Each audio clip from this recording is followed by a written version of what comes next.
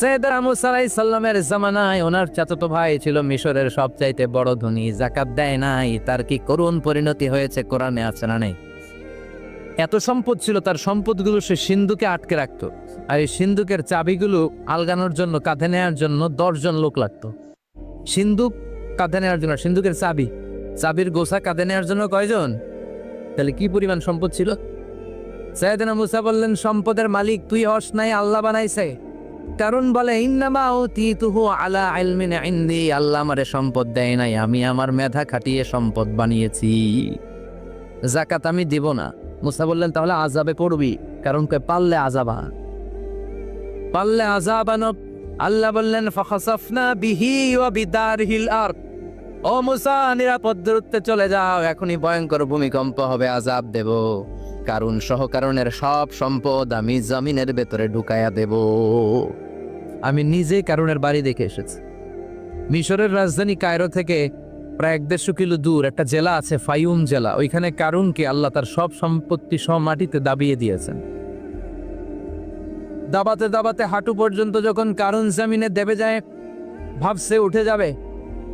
কোমর পর্যন্ত যখন মাটির মধ্যে দেবে যায়, ভাবছে উঠতে পারবে। গলা পর্যন্ত যখন দেবে যায়, হাত তুলে কয় আমি ঈমান আনলাম।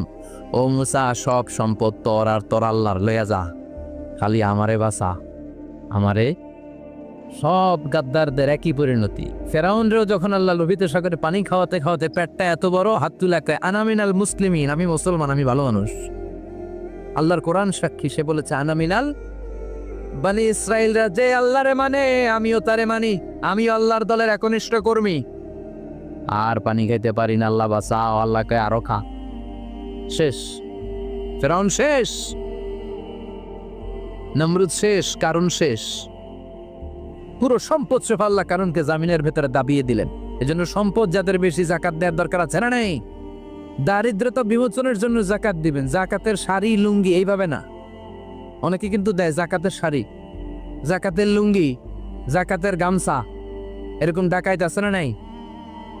বাংলাদেশে এমনও হয়েছে জাকাতের শাড়ি দিবে বলে সে পত্রিকায় নিউজ করেছে, আর ওই শাড়ি আনার জন্য শাড়ি দিবে 5,000 মানুষ এসেছে 5 লক্ষ।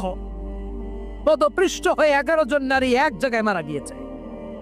কিয়ামতের দিন আল্লাহ বিচারের কাঠগড়ায় এই বিজনেস ম্যাগনেটকে দাঁড়িয়ে সেদিন জিজ্ঞাসা করবে যে কেন তুই এদেরকে কষ্ট দিয়েছিলি, চিল্লা এখন ঠিক না? এদের মৃত্যুর দায়ভার এই শিল্পপতি এড়াতে পারবে না। যাকাতের শাড়ি, যাকাতের লুঙ্গি বিতরণের জন্য আল্লাহ তোমার ধনী বানায় নাই। ধনীদের দায়িত্ব হলো গরিবের হাতে সম্পদ পৌঁছে দেয়া। ওফি আমওয়ালিহিম হাক্কুন লিসাইলি ওয়াল মাহরুম। গরিব আমার কাছ থেকে সম্পদ আর যাকাত নিয়ে সে আমার প্রতি করুণা করেছে। আমি যাকাত দেই বলে আমি কোনো দয়া দেখাই নাই। কথা বুঝতে পেরেছেন? আইডিয়াটা ক্লিয়ার করে নেন। যাকাত দেয়া আমার জন্য কি? কথা বলেন। ফরজ। আর যে যাকাত নেয় তার জন্য যাকাত খাওয়া কি ফরজ? আমি গরিব মানুষ, আমি যাকাত খাবো না, না খাইয়া থাকুন, রোজা রাখেন, কথা কন। আমার যে যাকাত নেওয়া লাগবে এমন কোনো কথা নেই, কিন্তু আমি যে ধনী আমার দিতেই হবে, এটা ফরজ। তার মানে আমি দিয়ে আমি দয়া করি নাই, ও নিয়ে আমারে বাঁচাইয়া দয়া করে গেছে। চিৎকার করে বলো ঠিক কি না? ইসলাম বলে রাস্তার এক পাশে 5 তলা আর এক পাশে গাছতলা, এটার নাম ইসলাম না। খেটে খাওয়া মানুষ, সুবিধা বঞ্চিত মানুষদের দ্বারে যে তুমি যাকাতের টাকা পৌঁছে দাও। যাকাতকে ফরজ করা হয়েছে দারিদ্রতা বিমোচনের জন্য। আপনি শাড়ি লুঙ্গি দিলে কি হবে? ওরে শাড়ি দিচ্ছেন দুপুরে, রাত্রেবেলা ও আরেক জায়গায় লাইন ধরে আছে, বিরিয়ানির প্যাকেট দিতেছে ওইখানে, কথা কন। সারাটা বছর ও যাকাতের টাকা নেবে, ওর কিচ্ছু হবে না। বরং এমন কিছু তাকে করে দিতে হবে যেটা দিয়ে সে ফ্যামিলি লিড করতে পারে। একটা সিএনজি কিনে দেন, ওই ফ্যামিলিতে কোনো যুবক থাকলে সিএনজি চালায়া, অটো চালায় ফ্যামিলিটারে চালা। একটা টঙের দোকান করে দেন, চায়ের দোকান, চা বিক্রি করে ফ্যামিলিটারে চালাবে। অস্ট্রেলিয়ান একটা গাই কিনে দেন, গরুর দুধ বিক্রি করে তার ফ্যামিলি চলবে। কিংবা মাছের একটা খামার করে দেন, মুরগির খামার করে দেন, ঠিক কিনা?